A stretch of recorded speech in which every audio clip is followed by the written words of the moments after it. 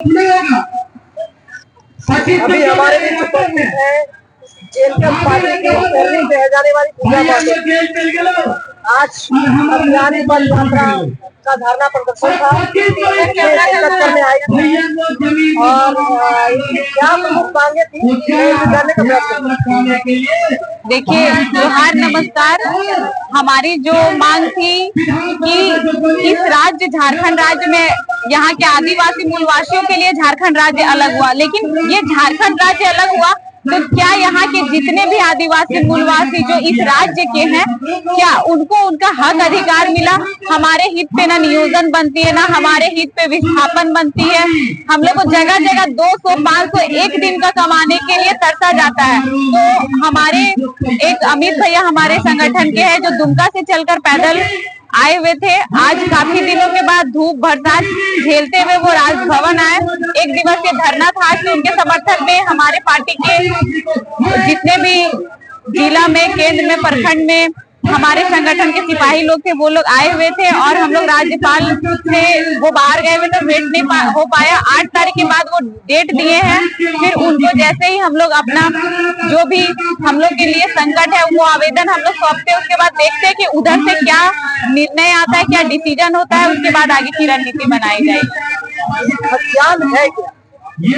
हथियार मान लीजिए हर राज्य का अपना अपना पहचान होता है, तो हमारी मांग है कि जो 1932 की खतियान है उसके आधार पर, क्योंकि देखिए कोई भी आप किसी भी राज्य में चले जाइए, बहुत ऐसा रूल होता है कि उस राज्य के जो है वहाँ के जमीन वही खरीद सकते, लेकिन हमारे राज्य में कि कोई भी आए जमीन खरीद लेते हैं। और हमारे राज्य में जगह जगह पे खनिज संपदा है, तो जैसे सीसीएल हो, बीसीसीएल हो या कोई कंपनी कहाँ पे बैठी है तो वो जमीन जो उससे कोयला निकाल रही है, खदान बनाती है, उसके बाद जो जमीन बच जाता है वो रैयतों को वापस नहीं करती। वहाँ पे कहीं के भी लोग आए 50 डिसमिल, 1 एकड़, 2 एकड़ वो अपना कब्जा करके घर बसा लेते हैं, पूरा खानदान बसा लेते हैं। हम लोग को जमीन पूरा खाली करना पड़ता है। 2 एकड़ में एक जमीन दिया जाता है, उसको रिटायरमेंट के बाद कुछ नहीं मिलता, जो रिटायरमेंट का पैसा मिलता है, जमीन तो नहीं मिलता।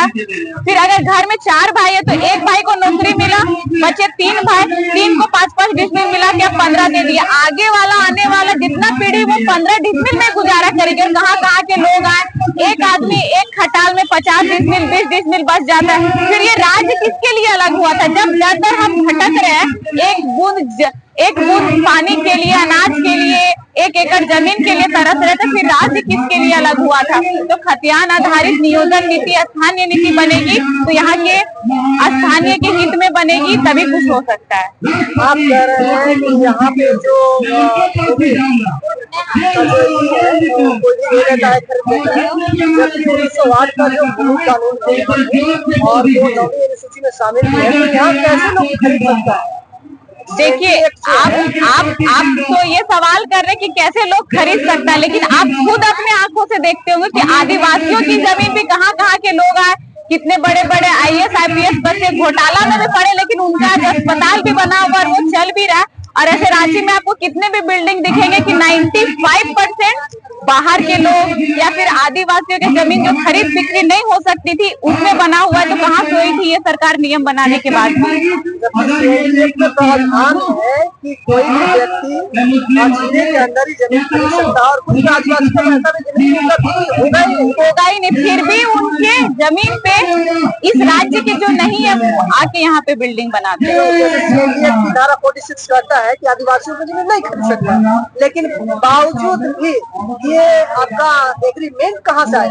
देखिए, ये होता है ना कि कुछ लोग जो सरकारी पद पे होते हैं, जिनके इशारों पे, एक सिग्नेचर पे किसी तरह दल बदलू, मतलब कुछ लोग चंद पैसों के लिए यहाँ के लोग को भिखारी बना बैठे, चाहे वो जमीन के लिए भीख मांगे, रोजगार के लिए भीख मांगे, नियोजन नीति के लिए भीख मांगे। यहाँ के लोगों का काम ही बन गया कि अपने अधिकार के लिए अपने राज्य में भीख मांगिए, लड़िए, मरिए।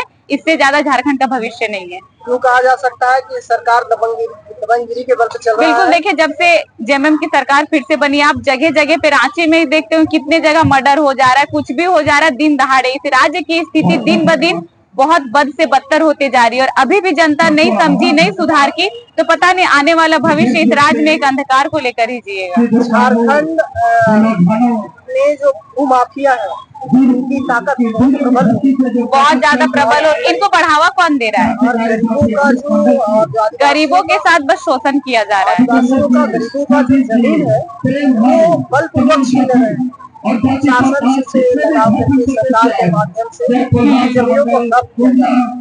यहाँ के लोगों को उनका अधिकार से वंचित कर दिया। बिल्कुल इसी कड़ी में एक पार्टी जेपीएम पार्टी उभरी है जिनके नेता है टाइगर जयराम महतो जी, उन्हीं के नेतृत्व में हम लोग झारखंड में प्लान किए हुए हैं और अपनी युवा की सरकार बनाने के लिए आगे बढ़ रहे हैं।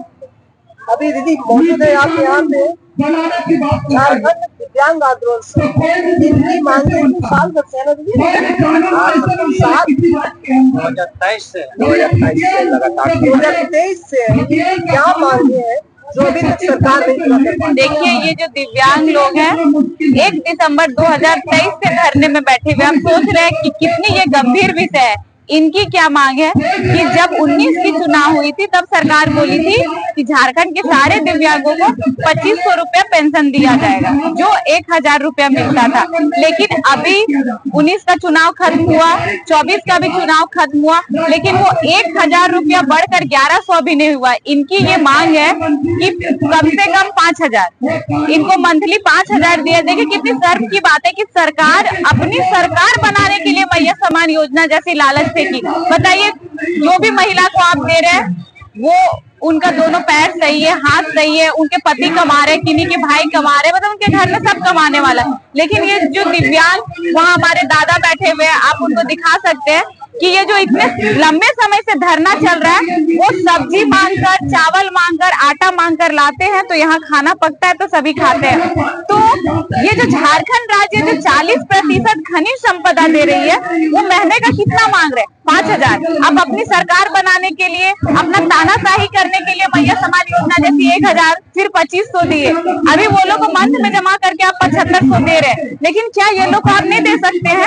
ये लोग क्या फ्री फोकट में मांग रहे हैं? ये लोग लाचार है, इनका पैर नहीं काम करता, इनका हाथ नहीं काम करता। और जो फैमिली में एक दिव्यांग भी होता है तो अपना फैमिली का लोग उनको नहीं पूछता है। तो यही 5000 रुपया इनको मिलेगा। अगर इनको अलग भी कर दिया जाता है तो 5000 में ये अपना चावल, दाल, साग, सब्जी जो भी है महीने का खा सकते हैं, इलाज करवा सकते हैं। तो सरकार से नम्र निवेदन होगा कि 1 दिसंबर 2023 से राजभवन के सामने इस झारखंड राज्य में दिव्यांग जो बैठे हुए हैं, आप उनकी बात को सुने और इनका जो आप वादा किए थे 2500 देंगे, वो 2500 भी नहीं दे, इनको बढ़ाकर 5000 दे, ताकि ये अपना भरण पोषण कर सके। दिव्यांग एक ऐसा शब्द है, दिव्यांग है सरकार कहती है, और इनके लिए कानून भी बना हुआ है दिव्यांग जन अधिकार उनमें इनका जिक्र किया गया है कि किस प्रकार से सरकार का दायित्व है भरण पोषण करना, उनका देख रेख करना, और इसके बावजूद भी सरकार इनके साथ नाइंसाफी कर रही है। देखिए, वो जो कानून बना हुआ है ना, वो नाम का कि हाँ वो एक पेज में बन गया, पेज बंद है।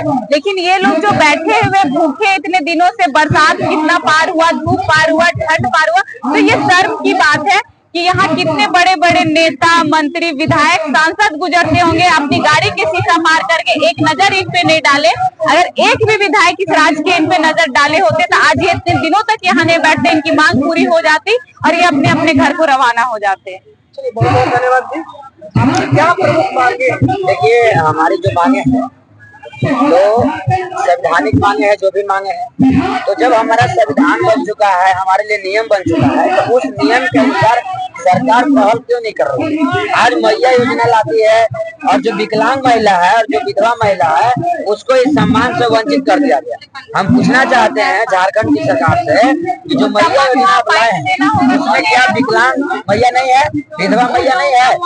या विकलांग महिला और विधवा महिला से ज्यादा सम्मान एक सक्षम महिला है, जिनका भाई दे सकता है कमा के, जिनका पिताजी दे सकता है, जो खुद रोजगार भी कर रही है, उसको मैया योजना मिल रहा है। और जो राड मुस्मात है, जो विधवा है, जिसका पति कमाने वाला नहीं है, जिसके 2 बाल बच्चे हैं, उनको भरण पोषण करने के लिए सरकार 1000 रुपए देती है। ये सम्मान जो है अपमान है और विकलांगों का सम्मान जो है हमारे देश के आदरणीय प्रधानमंत्री जी नरेंद्र मोदी ने दिव्यांग नाम दिया है, लेकिन उसको दिव्यांग को आज